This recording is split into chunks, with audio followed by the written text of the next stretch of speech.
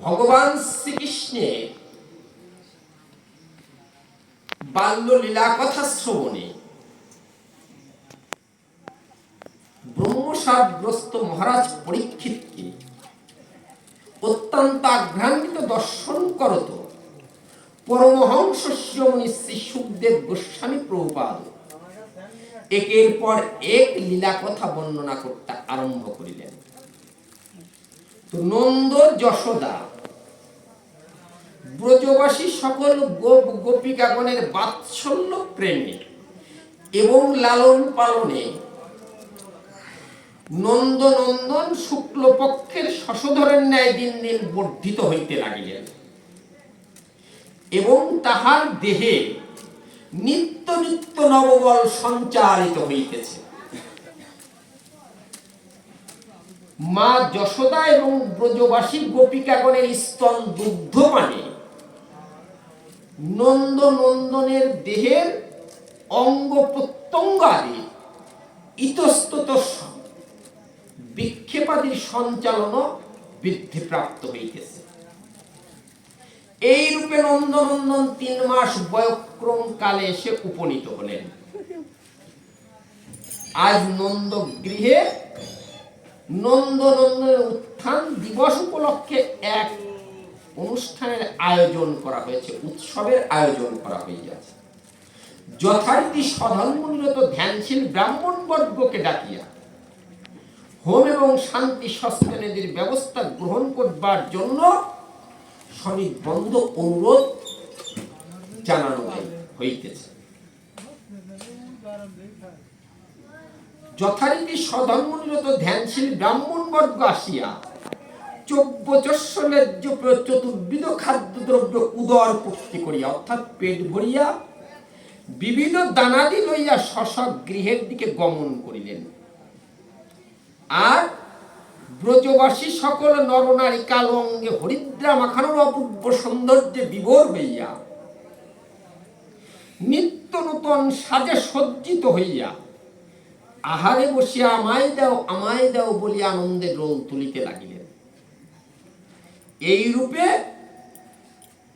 ব্রজবাসী সকল নরনারীগণ নন্দনন্দনের বাল্য মাধুর্য সিন্ধুতে নিমগ্ন হইয়া আত্মহারা হইয়া পরমানন্দে কাল যাপন করিতে লাগিলেন। মা যশোমতী ততক্ষণে পুত্র কৃষ্ণকে কোলে অর্থাৎ কোলে রাখিয়াছেন বিধায় আগত অতিথিবৃন্দের সেবা কার্য নিজ হস্তে নির্বাহ করিতে পারিতেছেন, কেননা পুত্র কৃষ্ণ ততক্ষণে মায়ের কোলে অবস্থান করিতেছে। মা যশোমতী মনে মনে ভাবিলেন যে পুত্রের উত্থান দিবসে গৃহে এমন একটা উৎসবের আয়োজন করা হইয়াছে, উৎসবে আগত অতিথিবৃন্দের সেবা কার্য নিজ হাতে সম্পন্ন নির্বাহ করিতে পারিতেছি না। মনটা বড়ই বিচলিত ব্যাকুলিত হইতেছে। কিন্তু তিনি তো অন্তর্যামী, সকল বিষয়ই ভক্তের বুঝতে পারেন। মায়ের অন্তরের অবস্থা তিনি সহজেই বুঝতে পারলেন।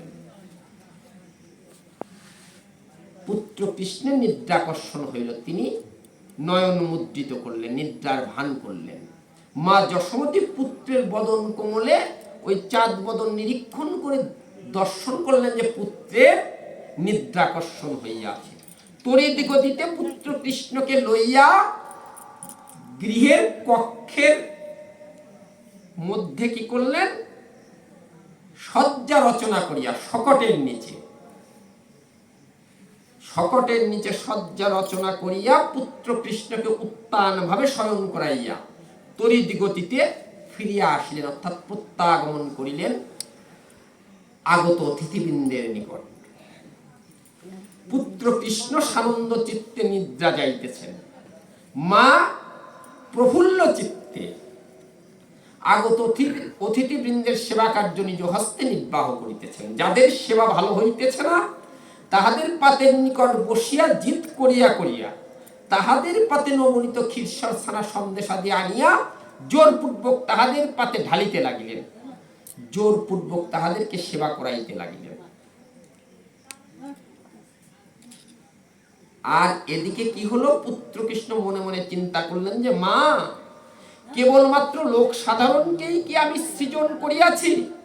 অনন্ত কোটি বিশ্ব ব্রহ্মাণ্ডে লতা পাতা কীট পতঙ্গ পশু পক্ষী সকলে আমার কর্তৃক সৃজিত।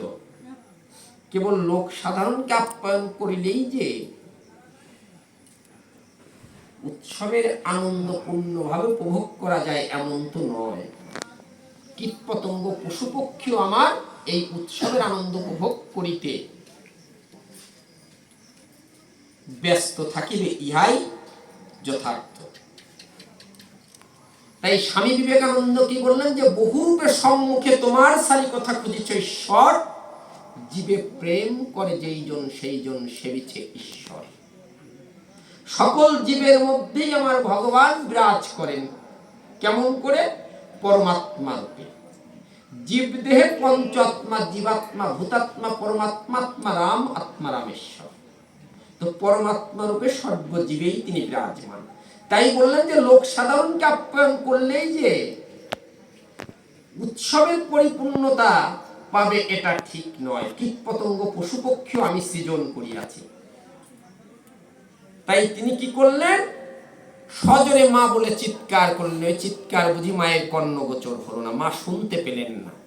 তখন মনে মনে ভাবলেন যে এবার একটা রঙ্গ করা যাক। কি রঙ্গ? নিজ পাদদয় অর্থাৎ পাদখানা ঊর্ধ্ব দিকে ধাবিত করে দেহের উপরিস্থ শকট গাড়িখানা সজোরে ধাক্কা মারলেন।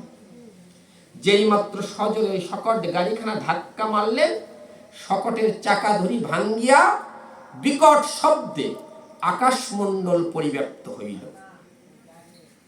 আগত সকল অতিথিবৃন্দ এবং মা যশোদা সংজ্ঞা শূন্যার ন্যায় ছুটিয়া আসিয়া দেখিতে পাইলেন অদ্ভুত এক কাণ্ড ঘটিয়াছে।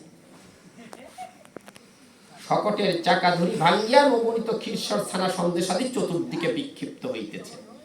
কীটপতঙ্গ পশু পক্ষী ওই নবনীত ক্ষীরসর ছানা সন্দেশাদির স্বাদ আস্বাদন করিয়া পরমানন্দে রোল তুলিতেছে। বিকট শব্দ শুনিয়া যখন মা যশোদা ছুটিয়া আসিলেন, দেখিলেন যে শকটের এক প্রান্তে পুত্র কৃষ্ণ পড়িয়া রহিয়াছেন।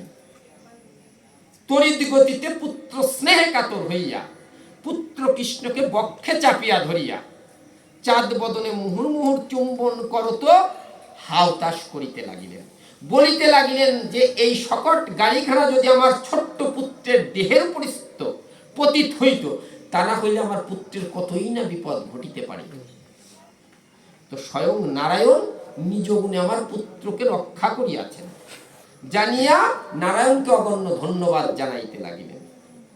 অধশয়নস্য শিশুরণ হল্লপক প্রবালমিদং গৃহতং ব্যবর্ততে ব্যত্যস্ত চক্রাক্ষ বিভিন্ন কুবরম। এদিকে কি হলো? আগত সকল ব্রজবাসী গোপ গোপিকাগুলো সংজ্ঞা শূন্যার ন্যায় ছুটিয়া আসলেন। আসিয়া দেখিতে পাইলেন অদ্ভুত কাণ্ড ঘটিয়াছে। নন্দ মহারাজ ছুটিয়া আসিয়া মা যশোদার উপর ভৎসনা করিতে লাগিলেন। বলিতে লাগিলেন যে তোমার নির্বুদ্ধিতার কারণে পুনঃ পুনঃ এর বিপদ ঘটিতেছে। স্বয়ং নারায়ণ নিজ গুণে রক্ষা করিয়াছেন। তা না হলে আমাদের এই ছোট্ট পুত্র এর দেহের উপর যদি ওই গাড়িটা শকট গাড়িটা পতিত হইত, তাহলে আমাদের পুত্র প্রাণে নাও বাঁচিতে পারিত। এই পুত্রই যে অনন্ত কোটি বিশ্ব ব্রহ্মাণ্ডের সৃজন কর্তা, সর্বযোগেশ্বরেশ্বর অজ্ঞান হরি কৃষ্ণ, এটা তিনি বুঝতে পারেন নাই, উপলব্ধি করতে পারেন নাই। আগত সকল ব্রজবাসী নরনারী বলিতে লাগিলেন যে নিশ্চয়ই এখানে কোনো অপদেবতার আগমন হইয়াছে, তা না হলে ছোট্ট পুত্রের দ্বারা এহেন কার্য কিছুতেই সম্ভব নয়। তাই কি করলেন? ব্রজবাসী সকল নরনারী এই অপদেবতার আক্রমণ থেকে পুত্র রক্ষা পাইয়াছেন জানিয়া সধর্মনিরত ধ্যানশীল ব্রাহ্মণ বর্গকে ডাকিয়া পুনরায় শান্তি হোম এবং সস্তায়নাদির ব্যবস্থা গ্রহণ করবার জন্য সনির্বন্ধ অনুরোধ জানাইতে লাগিলেন। নন্দ মহারাজ পুত্র স্নেহে কাতর হইয়া পুত্রকে বক্ষে চাপিয়া ধরিয়া ওই চাঁদ বদনে মুহুর মুহুর চুম্বন করত গৃহান্তরে প্রবেশ করিলেন, গৃহের দিকে গমন করিলেন। আর মা যশোদার উপর গালমন্দ ভৎসনা করিতে লাগিলেন। মা যশোদার উপর শুধু নন্দ মহারাজই নয়, আগত সকল ব্রজবাসী নরনারীও সকল অতিথিবৃন্দ মা যশোদার উপর ভৎসনা করিতে লাগিলেন।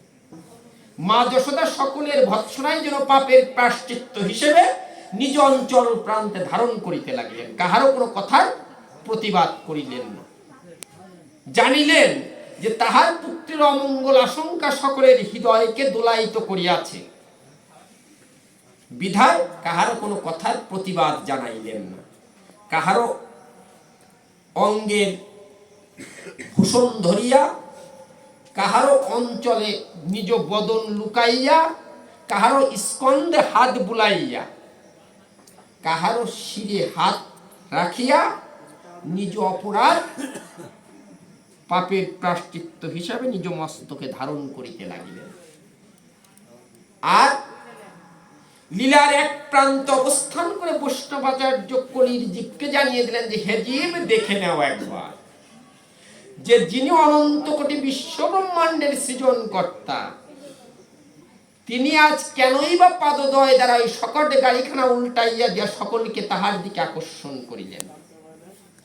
এই জন্যই সকলকে তাহার দিকে আকর্ষণ করিলেন যে তাহাকে পাইয়া যাহারা যেখানে সেখানে উপেক্ষা করিয়া ফেলিয়া রাখিয়া পরপ্রীতি উৎপাদনে সমুৎপাদনে বধির হইয়া থাকে, তাহাদেরকে তিনি এমনি ভাবেই শিক্ষা দিয়া থাকেন।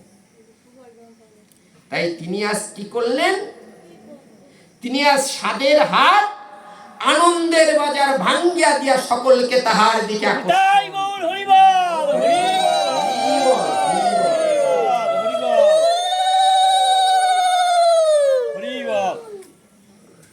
লীলাই যাহার কার্য আর ক্রিয়াই যাহার ব্যবসায়, তিনি এমনি ভাবেই জীবকে শিক্ষা দিয়া থাকেন।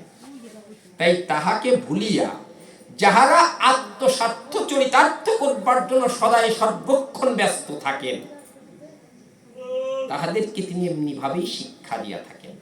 তাই ভাগবতে বলল কি যে আত্ম ইন্দ্রিয় প্রীতিবাঞ্ছা তারে বলে কাম, কৃষ্ণ ইন্দ্রিয় প্রীতিবাঞ্ছা ধরে প্রেম নাম।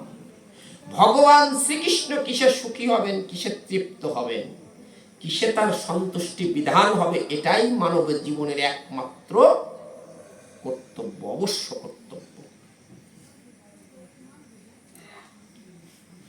আজ তিনি সকলকে এই শিক্ষা দেবার জন্য যে তাহাকে পাইয়া যেখানে সেখানে ফেলিয়া রাখিয়া পরপ্রীতি সমুৎপাদনে বধির হওয়া নিতান্তই মূর্খতা, তাহলে তাহার প্রতি অনাদর করা হয় বটে।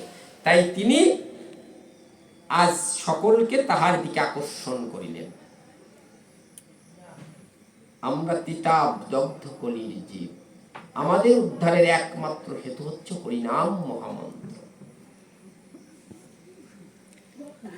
তাই বলল কি যে শ্রীকৃষ্ণস্ত চৈতন্য রস বিগ্রহ পূর্ণ শুদ্ধ নিত্য যুক্ত অভিন্ন আত্মা নাম, যেই নাম সেই কৃষ্ণ ভজনিষ্ঠা করি, নামের সহিত আছেন আপনি শ্রীহরি। হকারে কেশবশ্চৈব ঋকারে আদ্যা শক্তি মোহিনী রাধা, রাধা কৃষ্ণ দুইটি সত্তা নামের মধ্যে যুগল রূপে আঁকা। কেমন করে? বীজের মধ্যে বৃক্ষ যেমন যায় না দেখা, নামের মধ্যে নামি তেমনি যুগল রূপে আঁকা। হকারে হরণ করে শোকতাপ আদি, ঋকারে রিপুগণ তারা না সৈন্য, নাতে নাশ করে কালিমার রাশি, মোতে মঙ্গল হয় লভে তত্ত্বমাসি। এহেন হরির নাম করে যেই জন, সর্বপাপ হতে মুক্ত হয় বেদের বচন। সর্বপাপ হতে মুক্ত হয় হরির নাম বলে, জমেরে দিয়ে ফাঁকি সুখে যায় চলে। জয় জয় রাধা গোবিন্দ পৃথিবী